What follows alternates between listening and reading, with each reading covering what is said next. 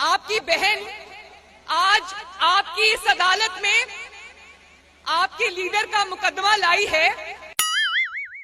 मुझे बताओ, हाथ उठा के नवाज शरीफ के खिलाफ फैसला मंजूर है?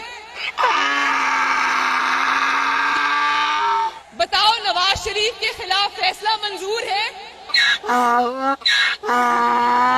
जो छतों पे खड़े वो बताएं, फैसला मंजूर है?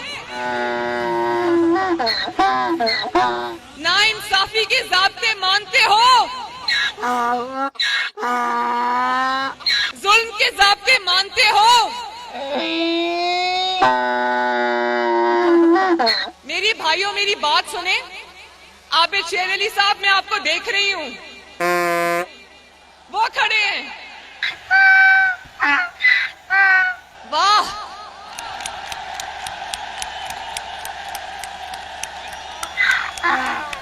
भाई आज मुझे बहुत सारे बहन भाई ऐसे नजर आ रहे हैं जिन्होंने चेहरे पे नवाज शरीफ साहब के मास्क पहने हुए हैं। क्या बता रहे हो कि आप भी नवाज शरीफ हो? शाबाश। और मेरे साथ मिलके वो नारा लगा दो, वोट को, वोट को, और जोर से, ताकि पूरा पाकिस्तान सुन ले, वोट को। ये वाले भाई भी लगाओ, वोट को।